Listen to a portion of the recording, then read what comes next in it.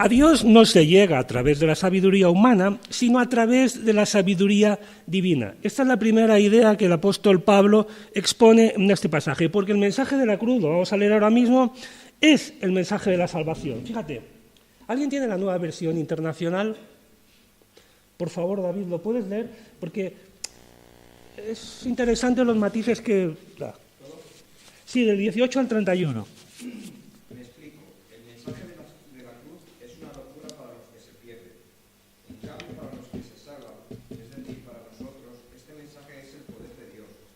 Pues está escrito: destruiré la sabiduría de los sabios, frustraré la inteligencia de los inteligentes.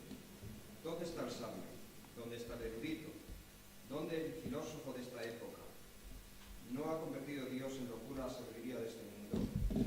Ya que Dios en su sabio designio dispuso que el mundo no lo conociera mediante la sabiduría humana, tuvo a bien salvar mediante la locura de la predicación a los que creen. Los judíos piden señales milagrosas y los gentiles buscan sabiduría, mientras que nosotros predicamos a Cristo crucificado. Este mensaje es motivo de tropiezo para los judíos y es locura para los gentiles. Pero para los que Dios ha llamado, lo mismo judíos que gentiles, Cristo es el poder de Dios y la sabiduría de Dios. Pues la locura de Dios es más sabia que la sabiduría humana, y la debilidad de Dios es más fuerte que la fuerza humana. Hermanos, considerad vuestro propio llamamiento. ¿No sois muchos de vosotros sabios? Según criterios meramente humanos. Ni sois muchos poderosos, ni muchos de nombre una. Pero Dios escogió lo insensato del mundo para avergonzar a los sabios, y escogió lo débil del mundo para avergonzar a los poderosos. También escogió Dios lo más bajo y despreciado, y lo que no es nada para anular lo que es, a fin de que en su presencia nadie pueda jactarse. Pero gracias a Él, vosotros estáis unidos a Cristo Jesús, a quien Dios ha hecho nuestra sabiduría, es decir, nuestra justificación, santificación y redención, para que, como está escrito, si alguien ha de gloriarse, que se gloríe en el Señor. Primera cuestión, y gracias David, gracias Señor. Primera cuestión, observa que como pretendía decir, el mensaje de la cruz del que aquí se habla es el mensaje de salvación. Un mensaje que no es aceptado por todo el mundo, ni antes ni ahora. Porque lamentablemente el mensaje de la salvación, o de la cruz, son sinónimos, nunca ha sido popular. Y eso te lo digo para alentarte. De todas las personas que han oído el Evangelio, ¿cuántas han creído? De todos aquellos miles y miles que, con aquella alimentación de 4.000, aquella alimentación de 5.000, y ¿cuántos acompañaron a Jesús? ¿Y cuántos realmente fueron sus discípulos o se convirtieron en su círculo más estrecho? Dicen que tal vez 70 personas, no más. Por tanto, antes como antes y ahora como ahora, eso no debe resultar desalentador para los cristianos. Por eso te lo digo y por eso me lo digo. En tercer lugar, fíjate que este mensaje de salvación resulta locura. La palabra es insensato. También podríamos traducirlo por estúpido. Es realmente absurdo este mensaje de salvación para la mayor parte de las personas. En particular, estos primeros versículos no lo dice, pero luego habla de los griegos, que son los que lo encontraban absurdo, estúpido. Bueno, antes como antes, ahora como ahora, la mayor parte de la gente que me rodea encuentra el mensaje de salvación estúpido, pero ese mensaje de salvación, tal y como empieza ya Pablo, brillantemente, es un mensaje que está lleno de poder. Poder, aquí la palabra dicen los que saben que es dinamis, de donde viene dinamita, de donde viene dinámico, de donde viene dinamo. Pues este mensaje está lleno de dinamita transformadora de la vida de las personas. Independientemente de lo que pueda parecer a la mayor parte de las personas que lo escuchan, aquellos que lo creen se convierte en algo poderoso que transforma sus vidas. ¿Te estás imaginando los términos de los que Pablo expone esta verdad? Además, fíjate, dice, porque la palabra de la cruz es locura, estúpida. Insisto, la palabra insensato, el versículo 25, y la locura, el 18, es la misma. Es insensatez, estupidez, absurdo, a los que se pierden. Pero para los que se salvan, a nosotros es poder de Dios. Por tanto, el mundo está dividido además de esto que afirma Pablo, resulta que el mundo está dividido en dos tipos de personas. los que se están salvando y los que se están hundiendo. Los perdidos, los que se están perdiendo y los que se están salvando. Yo me estoy salvando. Y digo me estoy salvando porque también dicen los que saben que es en los términos en que Pablo redacta esta frase. Estamos siendo salvados. Y me puso muy feliz esta idea. Y quiero compartirla con vosotros, hermanos. Resulta que de alguna manera yo no solamente me salvé en el momento en el que creí en nuestro Señor como mi Salvador. De alguna manera no voy a ser salvo cuando me encuentre con Dios cara a cara en la gloria venidera, sino que estoy siendo salvado cada día.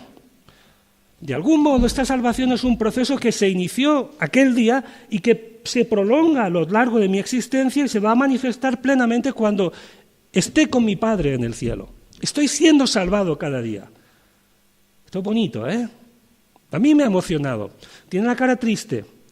Mi vecino se está perdiendo cada día. Y mis compañeros de trabajo. Y parte de mi familia, bueno, la mayor parte de mi familia se está perdiendo día a día. Fíjate también que este mensaje de salvación, observa, dice, porque la palabra de la cruz es locura a los que se pierden, pero a los que se salvan, esto es, a nosotros, es poder de Dios. Fíjate, entender el mensaje de salvación no es cuestión es cuestión de sensibilidad, no es cuestión de inteligencia. Menos mal, y yo le di gracias a Dios, me puse muy feliz también cuando dije, Señor, qué bonito, es verdad, porque solo los listos tendrían derecho a la salvación. Cualquier persona con sensibilidad y honestidad suficiente puede entender este mensaje de salvación. Luego, la tercera parte de este sermón, si llego, es un ejemplo, y el ejemplo sois vosotros, que ni sois brillantes, ni sois intelectuales, ni sois ricos, ni sois deportistas bien pagados, ni estrellas del rock and roll, ni sois nadie en particular. Pero habéis sido salvados. Por otra parte, observa que este mensaje de salvación, tal y como lo dice aquí, fluye del mismo Dios. No es un montaje intelectual más o menos religioso que hemos hecho aquí algunos evangélicos y que, mira, nos animamos los unos a los otros, nos ponemos hoy las pilas para aguantar la mediocre vida que llevo durante la semana. Es un mensaje transformador que viene de Dios. Y yo no vengo aquí a ponerme las pilas para soportar mi mediocre vida mañana, es al revés, porque tengo una vida espléndida y que me hace que me hierva la sangre en las venas. Vengo aquí a celebrar mi salvación contigo y glorificar a Dios. Me han encantado las dos canciones que hemos dedicado a Dios esta mañana. Además, este mensaje de salvación es incontestable en términos humanos. Esto está en los versículos 19 y 20. ¿Los leemos? Ahora la Reina Valera, porque está escrito, destruiré la sabiduría de los sabios y desecharé el entendimiento de los entendidos. ¿Dónde está el sabio? Yo creo que si Pablo estuviese predicando esto, gritaría. ¿Dónde está el escriba? ¿Dónde está el filósofo? El disputador viene a ser un poco... la nueva versión internacional usa esa palabra. ¿Dónde está el filósofo de este siglo? ¿No ha enloquecido Dios la sabiduría del mundo? ¿Es que no os dais cuenta que este mensaje de salvación es incontestable en términos humanos? Que es fútil el esfuerzo intelectual por rebatirlo, entenderlo o simplemente abordarlo.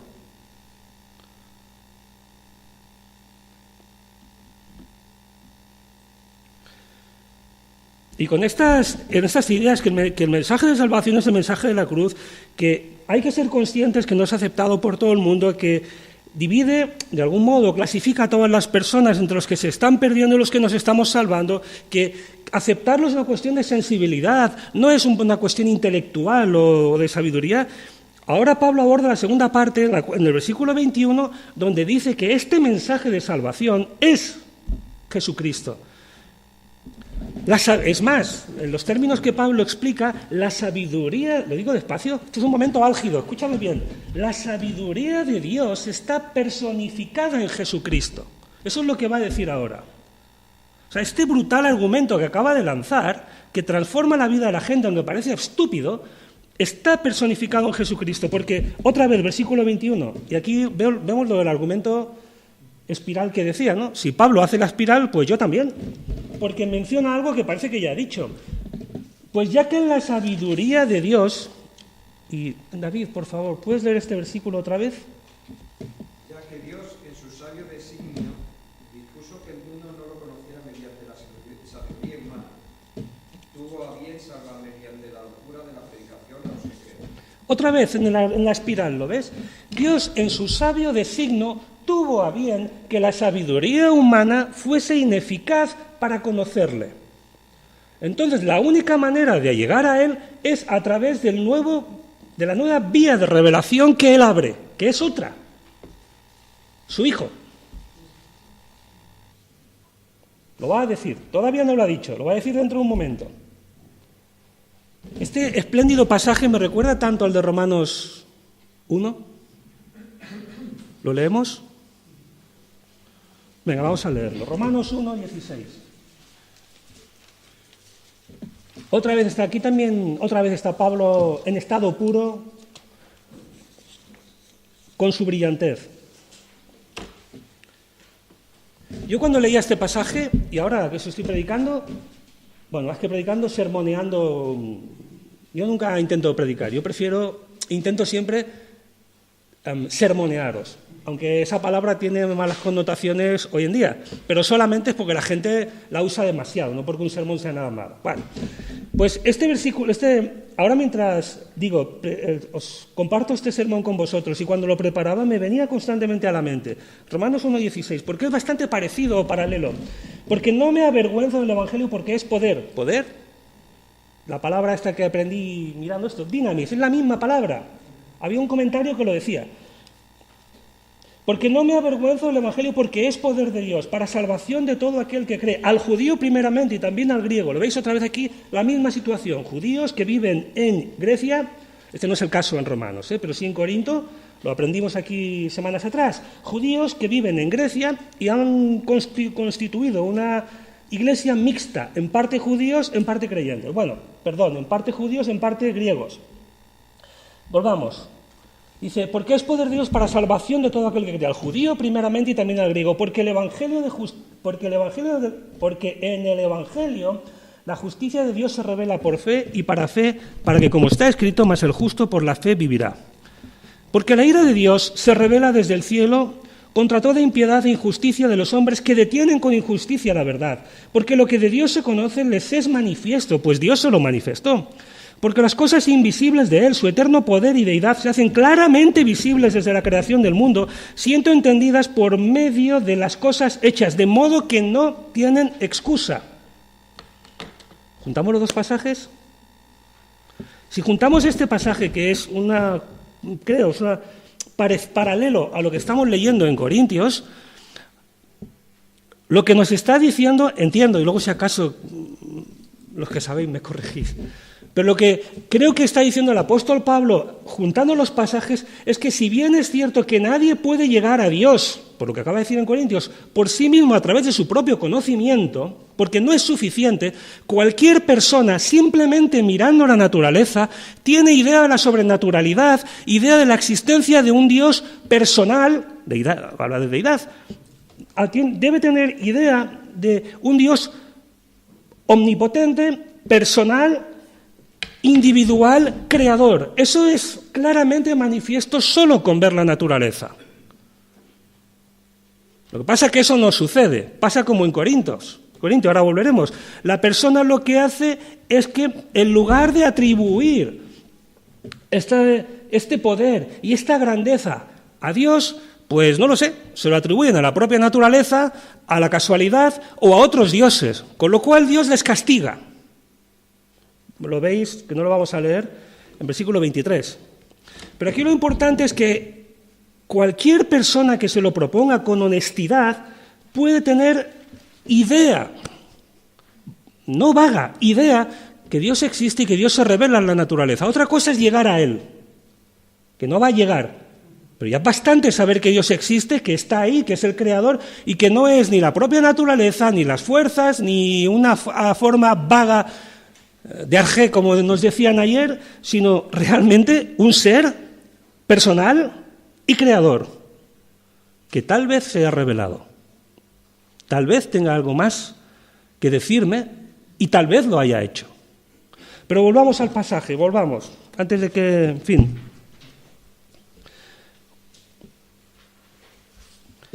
Por tanto, retomemos. Resulta que en el versículo 21, 22, nos está diciendo, porque ya que en la sabiduría de Dios el mundo no conoció a Dios mediante la sabiduría, agradó a Dios salvar a los creyentes por la locura de la predicación. Hermanos, cuidado, el conocimiento humano es bueno y necesario. Aquí jovencitos estudiando, tal vez haya uno. Josué, estudia mucho, cualifícate al máximo. Y los demás, todos, los jubilados también, estudia hasta el último momento de tu vida. Fórmate para ser una persona cualificada académicamente y profesionalmente. Gana conocimiento y cualificación, no tengas miedo. Yo no estoy contradiciendo al apóstol Pablo. Porque lo que deja a las personas, o lo que aleja a las personas de Dios, no es su conocimiento, sino la actitud de su corazón. Y claro, cuando se tiene más conocimiento, hay más peligro de que esta actitud soberbia nazca y se desarrolle dentro de ti. Además, Dios espera que nosotros seamos cristianos preparados, no ignorantes fanatizados. Perdonadme si me extiendo en este asunto, pero cuando creo que es necesario que lo argumente más, ya que parece que Pablo tal vez diga otra cosa. Cuando Salomón pide a Dios sabiduría para gobernar su pueblo, a Dios le pareció bien, le pareció una petición maravillosa, ¿te acuerdas? ¿Y cuántas veces la palabra en Proverbios, por ejemplo, en estos libros poéticos se habla de la importancia de la sabiduría, no únicamente como revelación de Dios, sino también como instrumento de comprensión de las personas y del mundo que nos rodea? Por tanto, no tengas miedo. Ahora sí, ten cuidado, porque a veces con sabiduría a la gente se nos va la castaña, nos llenamos de soberbia propia, entonces eso dificulta la aproximación a Dios. Otra cosa importante, versículos 23 a 24, este es uno de los grandes momentos del pasaje. Bueno, es que hay que pararse en el 22. Porque los judíos piden señales y los griegos buscan sabiduría. Claro, este pasaje después de lo de ayer, del estudio de ayer, que preferiría que no estuviese aquí la persona que lo impartió porque me sentiría menos avergonzado de decirlo, pero fue extraordinario y creo que todos deberíamos haber estado. Este pasaje, este versículo cobra mucha más fuerza todavía. Yo estaba ahí sentado y, claro, como llevaba ya varias semanas con este pasaje en la cabeza, no paraba de recordar frases de él que cobraban mucha más fuerza, insisto. Claro, porque los judíos piden señales. ¿Qué señales? Pues porque los judíos lo que esperaban no era un Mesías, un iluminado, jovenzuelo, que acabase siendo matado por el sistema político porque tuvo ideas un poco reaccionarias. El Mesías que ellos esperaban era un hijo de Dios poderoso que lo liberase. Eso no lo decían ayer, no me lo invento yo. Que los liberase de la opresión romana y que instituyera ahí un gobierno divino como tiene que ser y que ellos, que son el pueblo elegido, pues viviesen la vida que deseaban vivir. Y que se supone Dios esperaba de ellos. En cambio, los griegos, desde ese punto de vista el mensaje de salvación era decepcionante. En cambio, los griegos, que te lo está diciendo, piden sabiduría, buscan sabiduría. Claro, a un griego que tiene 100.000 millones de dioses, que no reconoce la persona de Dios, que la Biblia no significa nada y que no tiene conciencia de pecado, ¿qué es esto del mensaje de la salvación? Es que es estúpido, o sea, es que ¿salvo de qué? Si yo no estoy condenado. ¿El pecado? ¿Qué es eso del pecado? ¿Repasamos el mensaje de la salvación? Bueno, nunca está de más. Y al menos si no nos gozamos. Resulta que Dios es un Dios santo y bueno. Y tiene una criatura que ya al principio de su creación se le rebeló y se volvió corrupta y sucia. Y claro, eso... pecadora, lo dice la Biblia, pero eso nos impedía la comunión con Dios para siempre. Y además Dios, que no tolera el pecado y no lo soporta, como jamás podría haber tenido comunión con alguien como yo me condené a mí mismo a través de Adán y a través de, que fue mi padre, y a través de los pecados que cometo cada día, a estar separado de Dios por siempre. En su profundo designio, Dios lo que hace es que la segunda persona de la Trinidad, que también es Dios, y que no lo entiendo, pero bueno, esto es como, no sé, como cuando estudiábamos. Cuando algo no lo entendías, ¿qué hacías? Te lo aprendías de memoria y te lo creías. Pues ya está, esto es lo mismo. Dios que tiene un hijo, que es Dios también, se encarna en forma de hombre perfecto, que es completo Dios a la vez, el cual muere, aquello que parecía un patíbulo era una victoria, Me refiero a la cruz. Entonces, todo aquel que se reconoce en esa condición de pecador y reconoce que aquel martirio, sacrificio de Jesús, es por él y se hace beneficiario de él, Dios, lo perdona y establece con él esa relación a través de su Hijo que un día quiso tener con mi antepasado Adán y que no pudo llevarse a término solo por un periodo muy cortito de la historia, y que a mí me había tenido alienado con él desde que nací. Y solo por eso Dios me adopta como hijo y me da la salvación.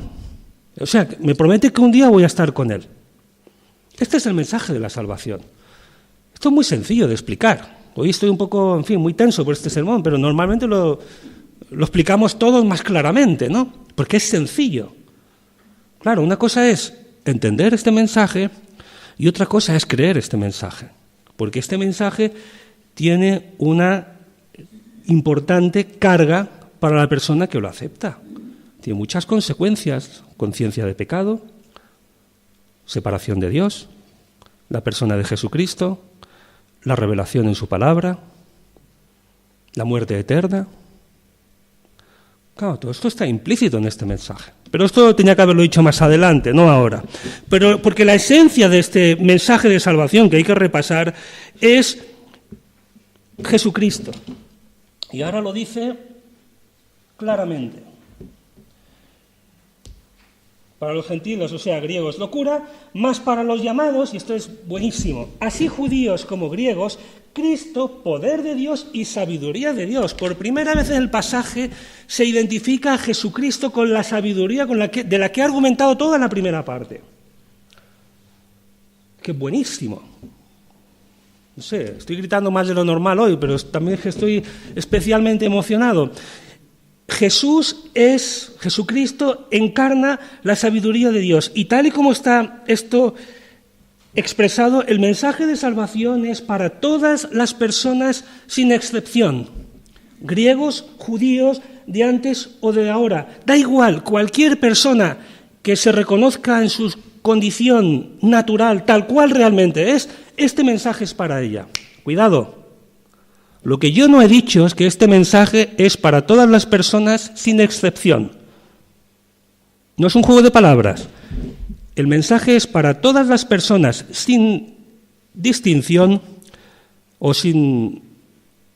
Sí, el mensaje es para todas las personas sin distinción, pero no para todas las personas sin excepción. El año pasado, no debería haberlo dicho, en otro lugar... vamos a hacer un pacto. A partir de ahora no voy a dar tantas explicaciones. Cuando ponga una anécdota negativa, pues no pienses quién ha sido, porque nunca va a ser de nuestra iglesia, va a ser de mis experiencias pasadas, ¿vale?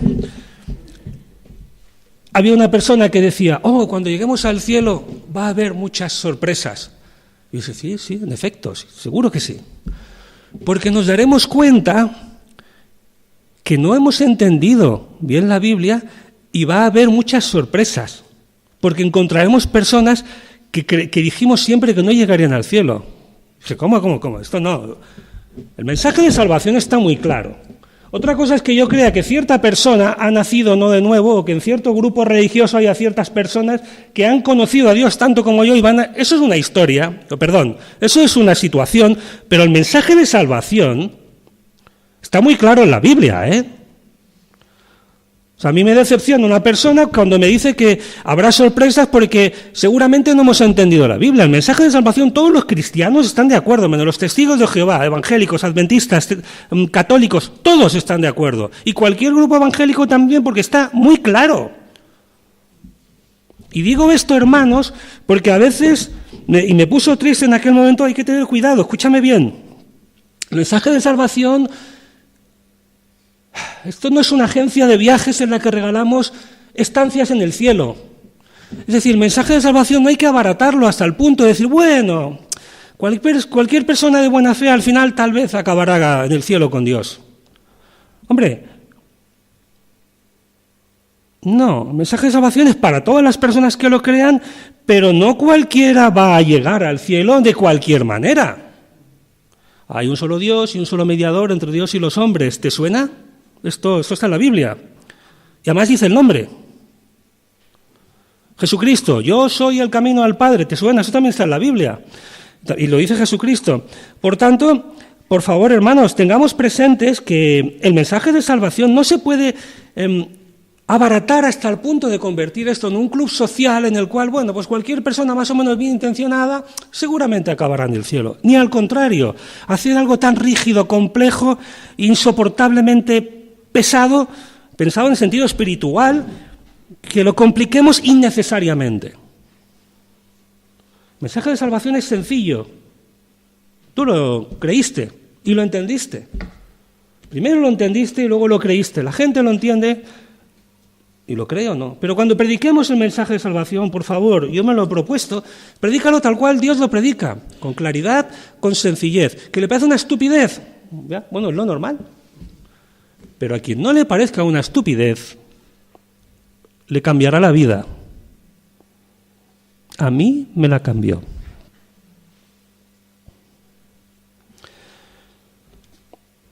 Claro, para un griego era absurdo que te salvasen. ¿Salvar de qué? Si no somos malos. ¿Qué es todo este montaje de Dios que me estás hablando? Diría un griego oyendo a Pablo.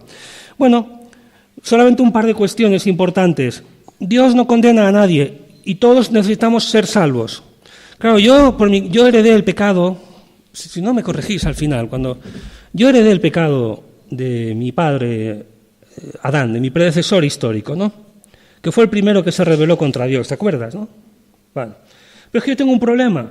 Yo además, sí, ya nací con el pecado como que se hereda, me parece, no sé. Sí, la condición de pecadora se ha heredado a lo largo de la humanidad, pero es que yo mismo peco lo bastante cada día como para ganarme por mí mismo la condenación. Cuidado, no es que Dios, esto lo hago para introducir la última sección de este punto, no es que Dios me condene al infierno. No, es que yo estoy condenado. Yo me estaba perdiendo. A mí Dios no me hacía nada. Yo estaba separado de Dios y estaba abandonado a mi destino fatal. Fue Dios quien en su gracia, y me atrevo a decirlo porque el pasaje lo dice 3 veces, fue Dios quien en su gracia, sin entenderlo yo todavía cómo, pero es como lo de las mates, no lo entiendo pero me lo creo y me lo aprendo, quien en su gracia me llamó y me sacó de estas tinieblas y de este absoluto vagar como un náufrago de mi propia existencia y me llevó a su luz admirable. Y me dio la fe para creer, que es lo que va a decir aquí ahora. Te lo digo en palabras de la calle, pero es lo que va a decir ahora Pablo. Lo dice 3 veces, además utiliza la palabra llamamiento. Conclusión. Que Dios, por favor, a pesar de lo que pueda parecer, Dios no condena a nadie. Segundo lugar, Dios salva a todos los que creen, pero la salvación, de algún modo, es un poco... Ya sé que no se lleva a hablar de estas cosas en las iglesias, pero el pasaje lo menciona. Por una parte, yo he creído porque he querido. Al mismo tiempo, me gustaría que creyeras como yo creo, que yo he creído porque Dios me ha dado fe. Dios me ha llamado. No me preguntes cómo, porque yo no lo sé, pero me lo creo. Lo leemos. Porque hay un llamamiento, conclusión de este apartado, hay un llamamiento personal. Esto es fascinante. Hay un llamamiento personal a cada creyente. Vamos a verlo. Más para los llamados, versículo 24. ¿Cómo los llamados? Los llamados.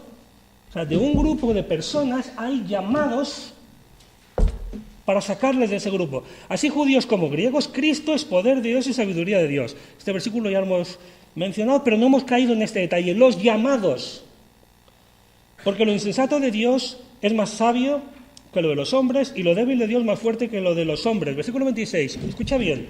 Pues mirad, hermanos, vuestra vocación. La palabra aquí es llamamiento y la Nueva Versión Internacional la traduce como tal.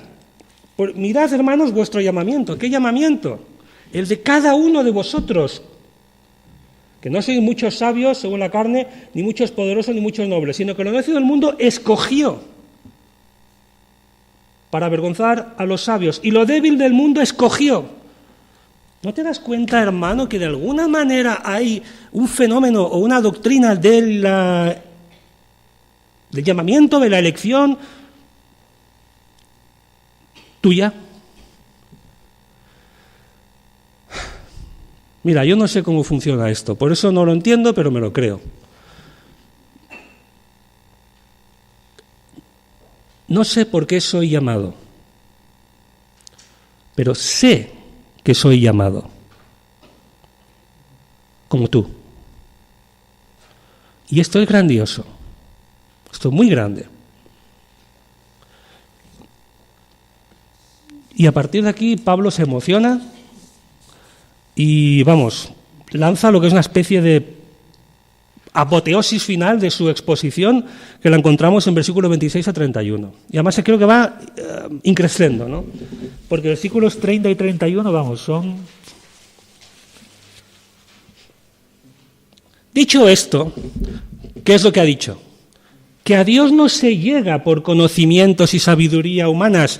Dicho lo segundo, ¿qué es lo segundo? Que el Cristo personifica la sabiduría de Dios en su más espléndido sentido, pues vosotros sois un ejemplo de esto que acabo de decir, porque no sois ni las estrellas del rock and roll, ni grandes futbolistas, ni gente influyente en la sociedad, dicho con palabras de la calle de hoy día, ni gente influyente en la sociedad, ni con 100.000 millones de seguidores en Facebook, ni salís en los programas de televisión, ni tenéis influencia social, porque soy yo también, es decir, como diría Pablo, sois simples trabajadores, gente sencilla de la vida, sin especial cualificación.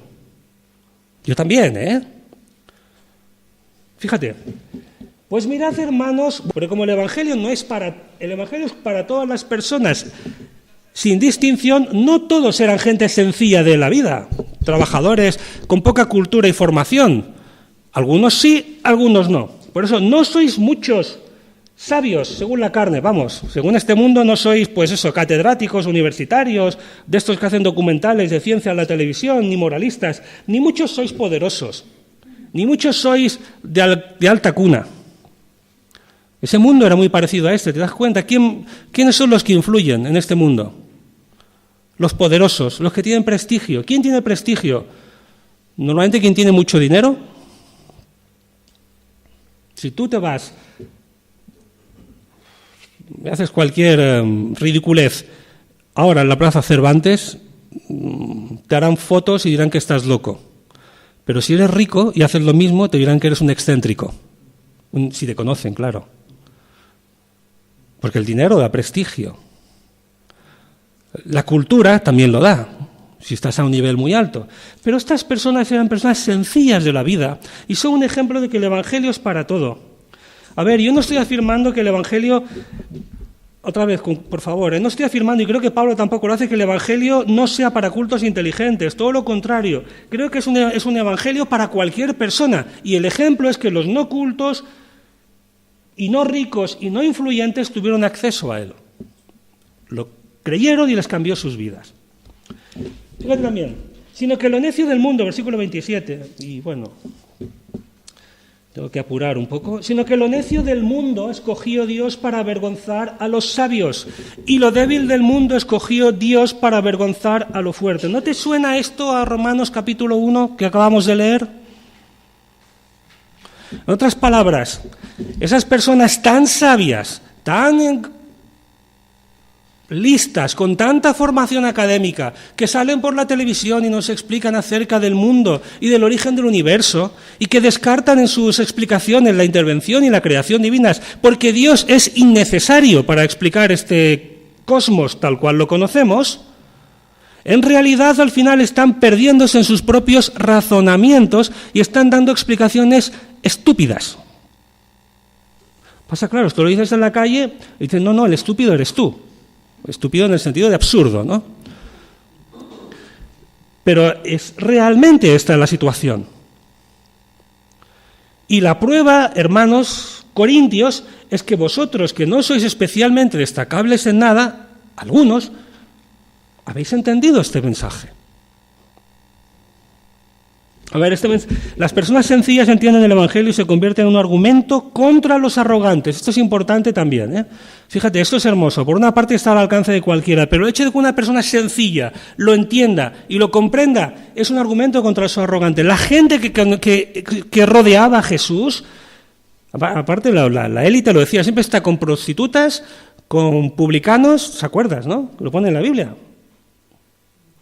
Claro, era gente que estaba en las miserias de la vida y era más fácil entender su propia condición que las élites, de las cuales también nos hablaron ayer. Estas élites estaban rodeados de prestigio, se ponían a orar a una esquina y la gente los miraba y eran admirables y se paraban a escuchar sus buenas explicaciones de la Biblia, de la ley, de la moral y de lo que hiciera falta.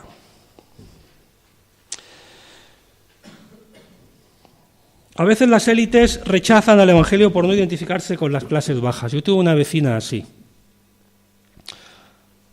Me acuerdo de ella. Conoció el Evangelio. Qué lástima.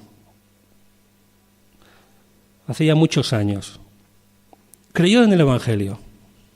Pero para ella, que vivía en el mismo portal que mi familia, tan solo 2 plantas por encima, aunque nos apreciaba mucho y no tenía especial problema con nosotros, sí le costaba identificarse con algunas personas de las que se avergonzaría de convivir en la iglesia, hasta el punto de que hubiera preferido ir a una iglesia diferente para no tener que estar con ellas. ¡Ay, qué pena! Porque el Evangelio es para todos. Yo pensé que había entendido bien el Evangelio. Años después todavía pienso en aquella historia y me pregunto si realmente lo entendió. Porque si realmente entiende el Evangelio, se da cuenta que esa gente que a ella le resultaba ofensivo compartir su vida y sentarse en la silla de al lado, porque eran, según ella, inferiores tal vez, y no quería estar ahí, no sé si entendió bien el Evangelio. Porque esa persona es igual que ella.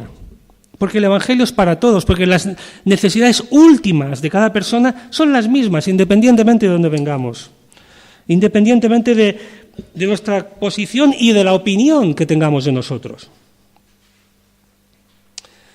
Versículo 31, 29, 30 y 31. Vamos a leerlos y aquí intento terminar. Esta es una absoluta apoteosis. Para entrar en contexto, y lo vil del mundo y lo menospreciado, escogió Dios, y lo que no es para deshacer lo que es, a fin de que nadie se jacte en su presencia. Cuidado, aquí no hay nadie que sea una estrella del rock and roll. Nadie ha creído por su propia valía, y el hecho de que hayas conocido a Dios, cuidado, no es un mérito tuyo, ni mío. No es por lo que sabes. Por eso no debes estar orgulloso, eso es jactarse, no debes sentirte orgulloso delante de Dios pensando que has tenido más fe que tu vecino que todavía no ha creído. Cuidado, Eso es orgullo y eso no viene de Dios. Pero sigamos. 30. ¿Más por Él? ¿Por quién? ¿Por Jesús o por Dios? No leas más. No hay que seguir leyendo, hay que ir atrás. Si en versículo 28 habla de Dios y en versículo 29 habla de Dios, está hablando de Dios, no de Jesús. Mas por Él, Dios, estáis vosotros en Cristo Jesús. Es fuerte esto, Mas por Dios estáis vosotros en Cristo Jesús, el cual nos ha sido hecho por Dios sabiduría. La Nueva Versión Internacional pone 2 puntos y dice justificación, santificación y redención. Esto es alucinante, tío. Perdón. Pido perdón a todos los oyentes, porque seguramente no es la mejor manera de hablar. Desde aquí delante, esto es mi subconsciente, que me ha traicionado. No he querido ser grosero ni molestar a nadie. Hermano, este versículo es magnífico. Mira, este versículo es magnífico porque por él estáis vosotros en Cristo Jesús. Y es alucinante, quiero decir, es magnífico porque Jesús ha sido hecho por Dios la sabiduría, 2 puntos, dice la versión internacional, que proporciona justificación, santificación y redención. Justificación delante de Dios. Que Dios me ve justo y por fin podemos tener una relación de padre a hijo, después de toda una eternidad separado de Él. Yo, en mis antepasados. Santificación, porque Dios me aparta para sí mismo, como parte de su familia que todavía está aquí, pero que algún día lo va a llevar a su presencia. Y además, redención, porque mi salvación no es gratuita. Mi salvación ha sido comprada por precio, por la sangre del mismísimo Hijo de Dios. No es una cosa barata.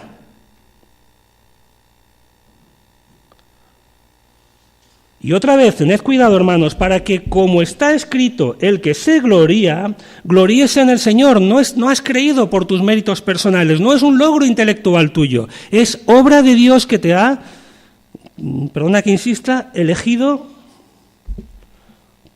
y te ha dado la fe para que creas. Y es verdad que también creíste libremente. ¿Te das cuenta, hermano, que no hay ninguna exhortación en este pasaje? Es un pasaje para disfrutarlo, como diría Vicente. No recrimina nada a nadie, solamente te recuerda quién eres. Mi sermón está a punto de acabar. Las hojas que tienes tienen 10 preguntas que pretenden hacerte reflexionar. Por eso me gustaría que las reflexionases en casa y que el sermón se terminase allí, no aquí. Yo te recuerdo la 3, la 4, la 5 y la 9. La primera es que no simplifiques el Evangelio hasta hacerlo gratuito, ni lo compliques hasta hacerlo incomprensible. Lo que mencionaba antes, créelo y explícalo tal como Jesús lo contó, con sencillez y con claridad.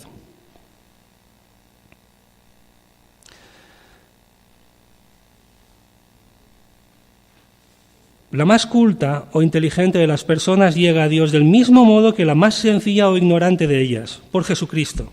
Pero cuidado, porque a la primera puede que le sea más difícil creer. Ten cuidado, ¿eh?